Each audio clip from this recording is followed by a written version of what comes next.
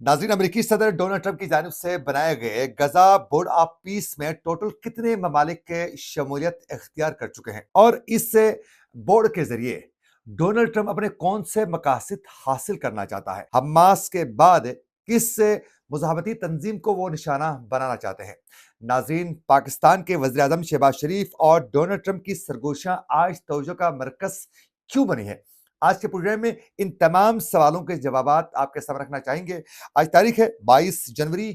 2026 और मैं हूं आपका मेजबान आकिल हुसैन बाकरी। हमारे चैनल को जरूर सब्सक्राइब करें और बेल आइकन क्लिक करके कमेंट सेक्शन में अपनी राय का इजहार लाजमी करें, क्योंकि आप लोगों की जो फीडबैक है नाज़रीन, वो हमारे लिए बहुत ज्यादा अहम है। आज ये गजा जो बोर्ड ऑफ पीस है, उसमें शमूलियत के लिए बाकायदा बहुत से ममालिक आज इकट्ठे हो चुके थे, जिसमें अब तक जो हैं 20 के करीब ममालिक जो हैं वो गजा बोर्ड ऑफ पीस में शमूलियत नाज़रीन इख्तियार कर चुके हैं। और रिपोर्ट के मुताबिक है उस गजा बोर्ड ऑफ पीस में शामिल होने वाले ममालिक में नाज़रीन पाकिस्तान, कतर, सऊदी अरब, तुर्की, इंडोनेशिया, बहरीन, मिस्र, उर्दून, काज़किस्तान, उज़्बेकिस्तान, मुत्तहिदा अरब अमारात, Argentina, Armenia, Uzbekistan, Belarus, Hungary, Kosovo, मराकश और उसके साथ-साथ वियतनाम जो हैं बोर्ड ऑफ पीस में अपनी शमूलियत का ऐलान आज कर चुके हैं। और नाज़रीन, आज गैर मुल्की खबरसां इदारे के मुताबिक जो है ये रिपोर्ट सामने आ चुकी है, जिसमें ये कहा जा रहा है कि अमेरिका इस वक़्त मुख्तलिफ आलमी जो रहनुमा है, उनके ऊपर प्रेशर बिल्ड कर रहा है, उनसे ये मुतालबा कर रहा है कि वो फौरी तौर पर ट्रंप की सरबराही में जो बोर्ड ऑफ पीस बनाया जा चुका है, उसमें अपनी शमूलियत इख्तियार करें और फौरी तौर पर मुस्तकिल जो हैं रुकनीत है वो हासिल करें। और साथ-साथ डोनाल्ड ट्रंप की जानिब से मुस्तकिल नशस्त हासिल करने वाले जो ममालिक हैं, उनके लिए $1 अरब की फ़ीस भी इसमें मुकर्रर की जा चुकी है। यानी तमाम ममालिक से वो पैसे इकट्ठा करके फिर इस बोर्ड के ज़रिए जो है कहाँ, कैसे इन्वेस्ट करना है, उसका फ़ैसला ये करने वाले हैं। $1 अरब यानी आज ही $20 अरब जो है नाज़रीन, ये इकट्ठे हो चुके हैं, क्योंकि हर मुल्क के ऊपर जो है $1 अरब फीस मुकर्रर की जा चुकी है। अब नाज़रीन, ये जो डोनाल्ड ट्रंप की जानिब से गजा बोर्ड ऑफ पीस जो बनाया जा चुका है,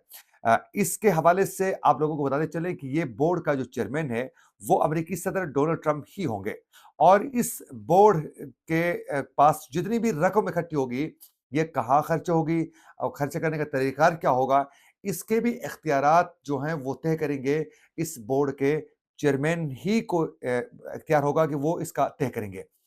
और साथ-साथ ये रकम जो है बोर्ड के चेयरमैन यानी डोनाल्ड ट्रंप के पास ही होंगे। अच्छा, उसके साथ-साथ इस बोर्ड से अगर चेयरमैन को हटाना हो, तो तब भी उसमें जितने ममालिक इसमें शामिल हैं, वो 2/3 मेजॉरिटी के साथ जो हैं, बाकायदा जवाज़ पेश करेंगे, अदम एतमाद का इज़हार करेंगे, तब जाकर इसमें ये बोर्ड का चेयरमैन जो है, वो तब्दील हो सकता है। लेकिन साथ-साथ इसमें ये भी कहा गया है कि इस बोर्ड के जितने भी इख्तियारात होंगे, अगर कोई भी किसी पॉइंट पर अगर कोई फैसला सामने आता है, तो बोर्ड के तमाम मेंबरान मुत्तफ़िक़ा तौर पर अगर कोई फैसला कर भी लेते हैं, तो जब तक बोर्ड के चेयरमैन उसकी परमिशन नहीं देंगे, उस पर साइन नहीं करेंगे, तो उसकी कोई हैसियत नहीं होगी। यानी मुख्तसरन इस board of peace, Gaza board of जो पीस है, इसके तमाम तर जो इख्तियारात हैं, वो डोनाल्ड ट्रंप के गिर्द नाज़रीन इस वक़्त घूम रहे हैं। और साथ-साथ डोनाल्ड ट्रंप ने ये वाज़ेह किया है कि अगला जो बोर्ड ऑफ पीस का जो चेयरमैन मुंतखब होगा, वो भी चेयरमैन की मर्ज़ी से ही होगा। अब उसके बाद डोनाल्ड ट्रंप ने कहा है कि वो जो रकम है, इससे वो गज़ा के अंदर जो है डेवलपमेंट सेक्टर पर जो है, ये काम करने वाले हैं। इसमें नाज़रीन पाकिस्तान भी अपनी शमूलियत इख्तियार कर चुका है। वज़ीर-ए-आज़म पाकिस्तान शहबाज शरीफ जब वहाँ पहुँच गए, तो डोनाल्ड ट्रंप के साथ बैठकर उन दोनों के दरमियान जो आज जो बिलख़ुसूस इनकी गुफ्तगू जो हो चुकी है, जो सरगोशियाँ हो चुकी हैं, वो आज बिलख़ुसूस आलमी रहनुमाओं के दरमियान जो हैं एक तवज्जो का वो मरकज़ बन गई। और डोनाल्ड ट्रंप के साथ वो सरगोशियाँ करते हुए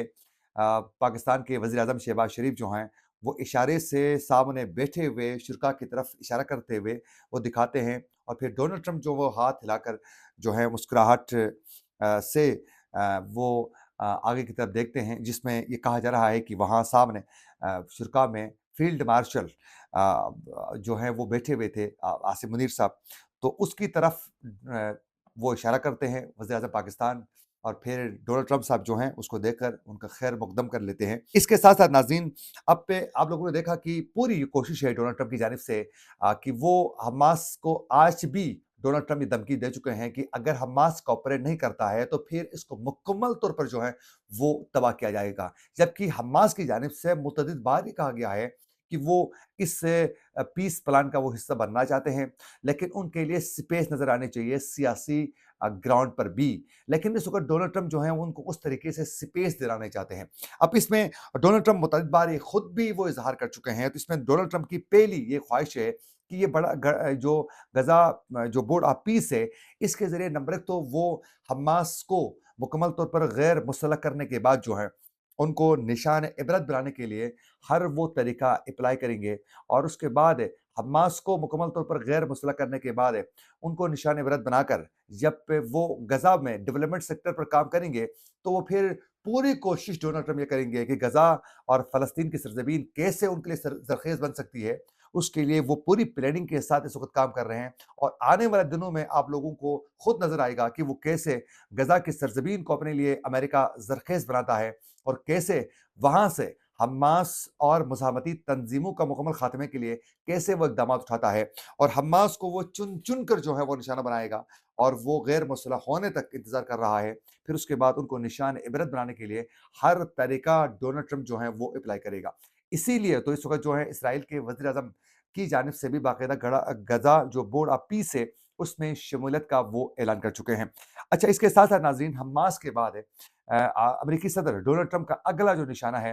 वो हिज़्बुल्लाह होगा, जिसको वो निशाना बनाने के लिए पूरी प्लानिंग के साथ जो है, हमास के बाद हिज़्बुल्लाह को वो हिट करेंगे और हिज़्बुल्लाह के खात्मे के लिए भी वो तमाम तरीके अप्लाई करने से पीछे नहीं हटेंगे। उसके बाद नाज़रीन इनकी पूरी प्लानिंग है कि जितने भी ईरान की प्रॉक्सीज़ हैं, जो ईरान का साथ देती हैं, जो बिल्कुल मज़ाहमती जो तंज़ीमें हैं, जिसका ईरान भरपूर सपोर्ट करता है, पहले वो चुन-चुन कर उनको मुकम्मल तौर पर निशाना बनाना चाहते हैं। फिर उसके बाद ईरान को आसानी से वो निशाना बनाने के लिए अपना हर हथकंडा, हर तरीका अप्लाई करना चाहते हैं, जिसके लिए वो ग्राउंड हमवार करना चाहते हैं। क्योंकि ऑलरेडी पहले ही वो जिस तरीके से शाम में हुकूमत की तब्दीली में कामयाबी उनको मिल चुकी है, जिस तरीके से हमास को उन्होंने तबाह करने में किसी हद तक कामयाब हो चुके हैं, जिस तरीके से हिज़्बुल्लाह की आला लीडरशिप को वो निशाना बना चुके हैं, तो ये आहिस्ता-आहिस्ता आगे बढ़ना चाहते हैं, जिसके लिए इनको बड़े लेवल पर ये काम कर रहे हैं। अब देखना ये है कि पाकिस्तान इसमें बिलख़ुसूस कैसे वो बड़े मोहतात